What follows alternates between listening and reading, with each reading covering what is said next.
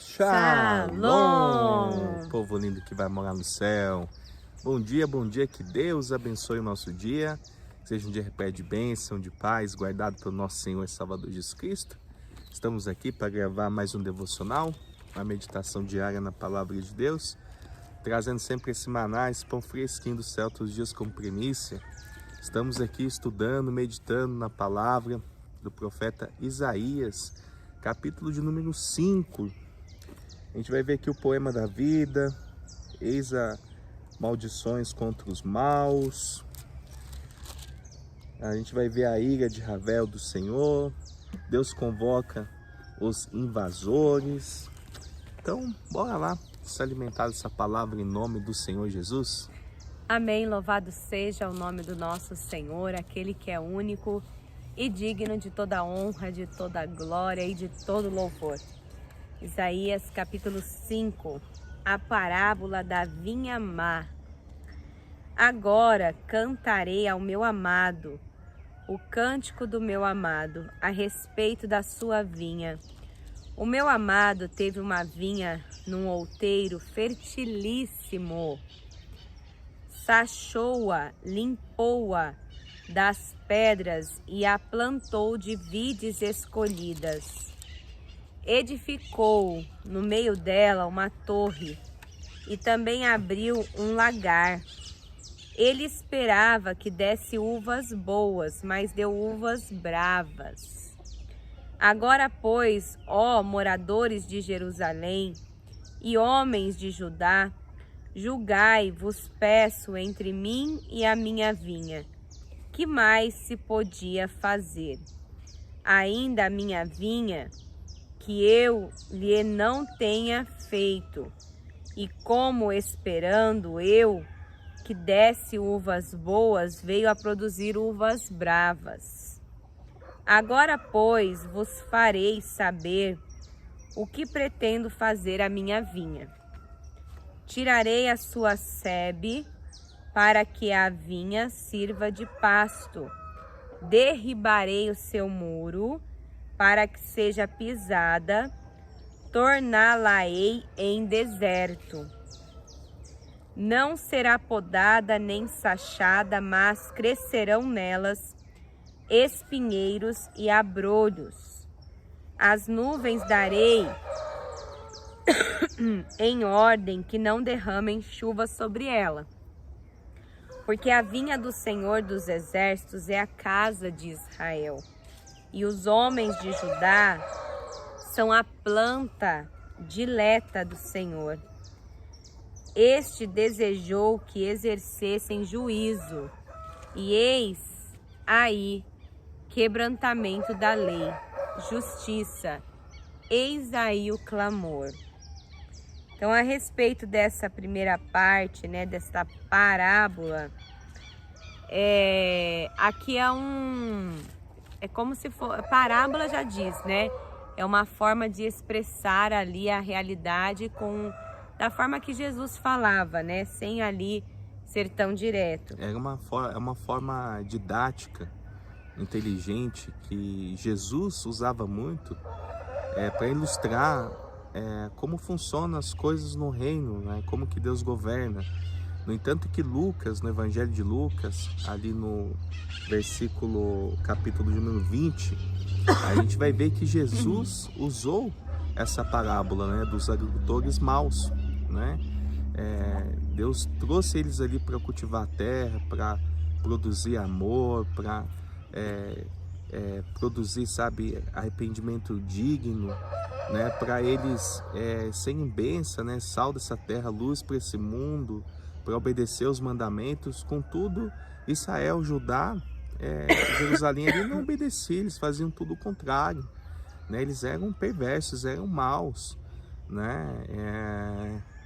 Você vê que o próprio Deus livrou eles da mão, né, do faraó, da escravidão, do jugo do pecado, levou uma terra de bênção, né? Uma terra que mana leite e mel, e contudo eles sempre se revoltavam contra Deus, adoravam outros deuses. E aqui a gente vê, né, que eles mesmos acabaram ali, né, no contexto da palavra, depois que a gente vai ver mais na frente, lá o próprio Jesus veio o dono da vinha, né? O dono da vinha veio e eles não o receberam, né? Quantos profetas, né? Israel, quantos profetas que eles não mataram, né? Quantas pessoas, homens de Deus que não foram mortos por esses homens cruéis, né? Então, esse contexto ele vem se basear nisso, esse poema, né? Essa parábola. Justamente contra essa advertência sobre Israel, sobre Jerusalém, o que estava acontecendo naquela época. Daí no versículo 8 em diante diz: Ais contra os perversos. Então daí, né, vão vir esses ais. Ai dos que ajuntam casa a casa, reúnem campo a campo, até que não haja mais lugar e ficam como únicos moradores no meio da terra. A meus ouvidos, disse o Senhor dos Exércitos, em verdade, muitas casas ficarão desertas, até as grandes e belas, sem moradores. E 10 geiras de vinha não darão mais do que um bato, e um homer cheio de semente não dará mais do que um efa. Ai dos que se levantam pela manhã e seguem a bebedice e continuam até alta noite, até que o vinho os esquenta. Liras e harpas, tamborins e flautas e vinho há nos seus banquetes. Porém não consideram os feitos do Senhor, nem olham para as obras das suas mãos. Portanto, meu povo será levado cativo por falta de entendimento. Os seus nobres terão fome, e a sua multidão se secará de sede. Por isso a cova aumentou o seu apetite, abriu a boca desmesuradamente, para lá desce a glória de Jerusalém, e o seu tumulto e o seu ruído, e quem nesse meio folgava. Então a gente se abate, o homem se avilta, e os olhos dos altivos são humilhados. Mas o Senhor dos Exércitos é exaltado em juízo, e Deus, o Santo, é santificado em justiça. Então os cordeiros pastarão lá como se no seu pasto, e os nômades se nutrirão dos campos dos ricos, lá abandonados. Ai dos que puxam para si a iniquidade, com cordas de injustiça, e o pecado como com tirantes de carro, e dizem: apresse-se Deus, leve a cabo a sua obra, para que a vejamos, aproxime-se, manifeste-se o conselho do Santo de Israel, para que o conheçamos. Ai dos que ao mal chamam bem, e ao bem mal, que fazem da escuridade luz e da luz escuridade, põem o amargo por doce e o doce por amargo. Ai dos que são sábios aos seus próprios olhos e prudentes em seu próprio conceito. Ai dos que são heróis para beber vinho e valentes para misturar bebida forte, os quais por suborno justificam o perverso e o justo negam justiça. Pelo que, como a língua de fogo consome o restolho e a erva seca se desfaz pela chama, assim será a sua raiz, como podridão, e a sua flor se esvaecerá como pó, porquanto rejeitaram a lei do Senhor dos Exércitos e desprezaram a palavra do Santo de Israel.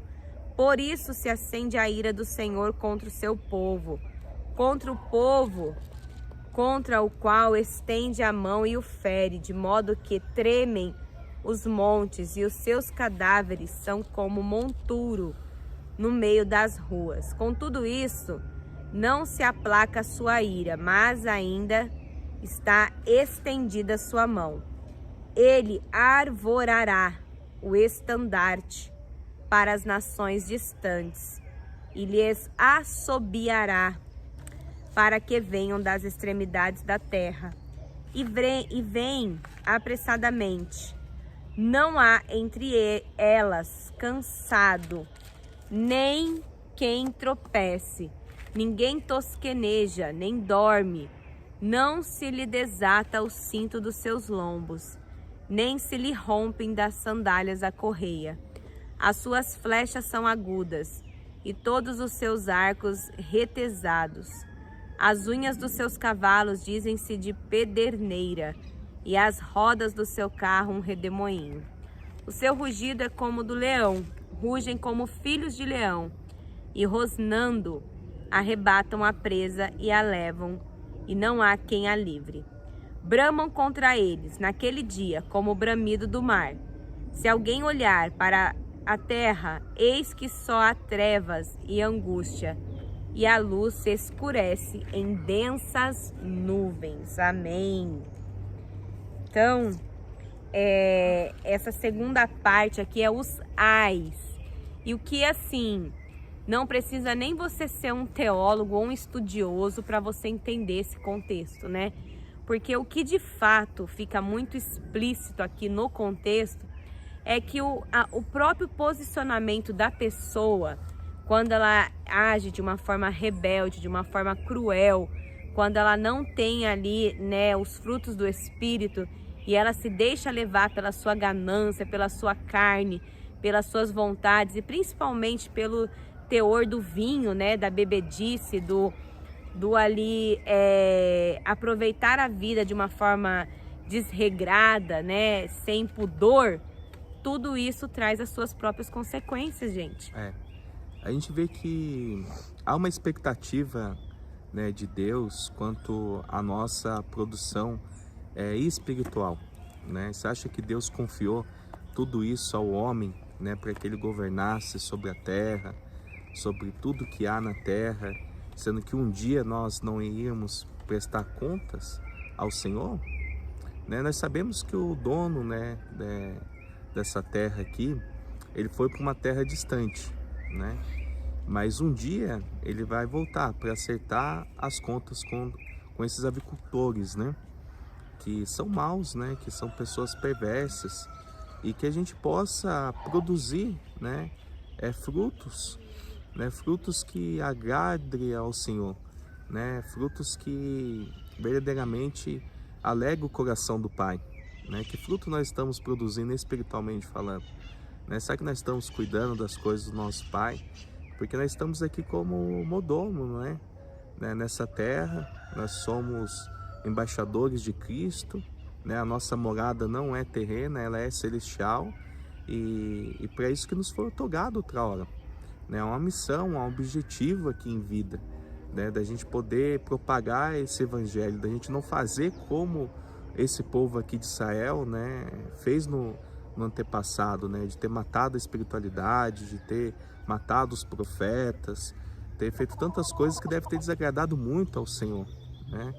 Que a gente possa, de uma maneira simples, né, sem opressão, mas buscar esse caminho de ter intimidade com Deus, que Ele revele a cada um de nós, né, o que nós precisamos e necessitamos espiritualmente falando para sermos pessoas melhores, para que a gente possa, né, ser pequenos Cristo aqui na Terra, cópias de Jesus Cristo, né? Com certeza a gente é cópia de Jesus Cristo quando a gente está fazendo bem, quando a gente está deixando ser aquebrantado, quando a gente deixa o ego, o egoísmo de lado, quando a gente oferta humildade, amor, compaixão, amor ao próximo, né? O fruto do Espírito. Cada um dá aquilo que tem. Se você tem recebido, sabe, palavras torpes, palavras de derrota, sabe, situações contrárias, desprezo ou coisa do tipo, releve, né? Você tem um brilho do Espírito Santo, Cristo é na sua vida, então faça a diferença, né? Seja Jesus Cristo para as pessoas, né? Eu creio que assim a gente vai habitar num mundo melhor e a gente vai estar glorificando o nome de Deus. Com certeza a expectativa dele vai ser surpreendida em nós, né? Deus vai se surpreender conosco, né? Já pensou? Coisa boa, como Jó, tem visto meu servo Jó? Homem fiel, temente a Deus, se desvia do mal. Esse é o nosso propósito, se desviar do mal a cada dia. Amém? Amém, glória Faz a Deus. como a Aninha, né? Acho que eu contei pra vocês, né, Aninha?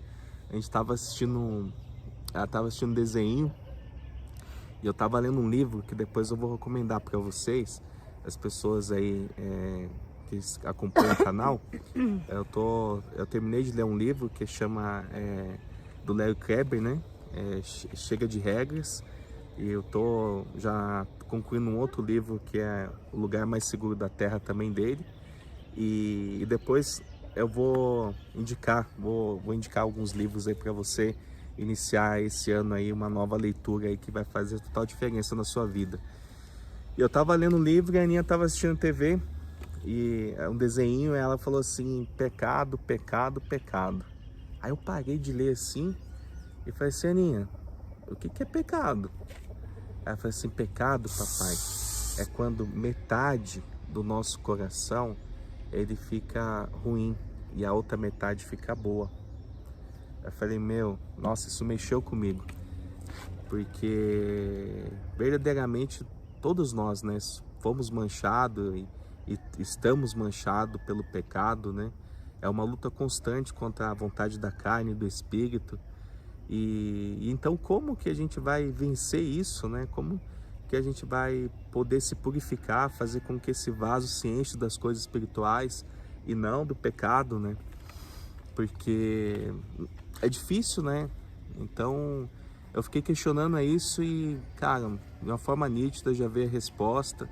Nós temos que focar em Jesus Cristo, né? Jesus Cristo é o centro do Evangelho.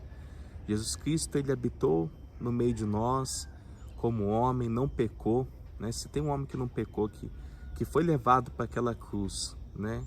Que padeceu ali por causa dos nossos pecados. Ele foi levado como ali, né? Uma ovelha muda ao matadouro, né? Contudo, não abriu sua boca. Ele foi como homem para aquela cruz, né? E Deus ressuscitou Jesus Cristo.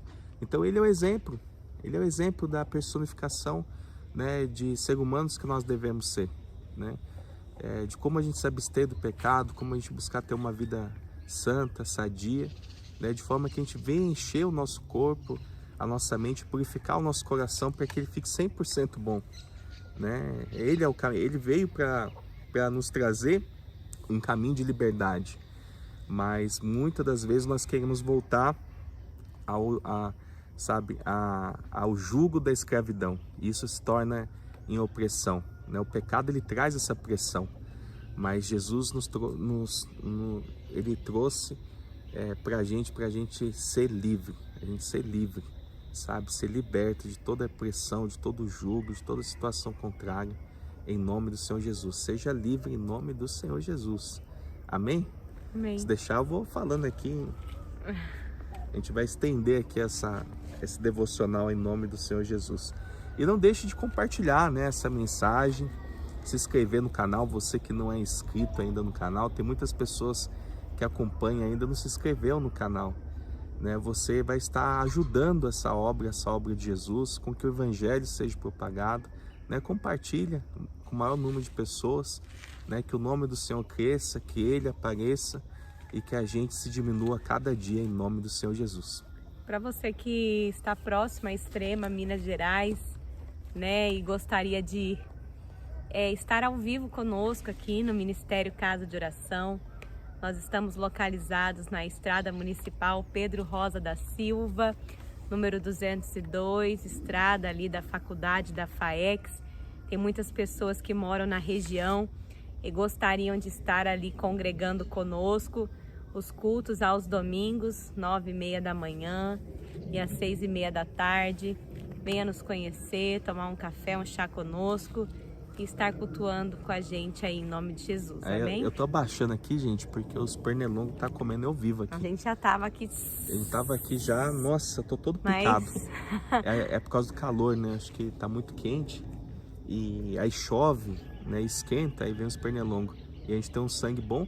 Hoje eu fiquei sabendo que meu sangue é bom. É bom? Meu sangue é bom.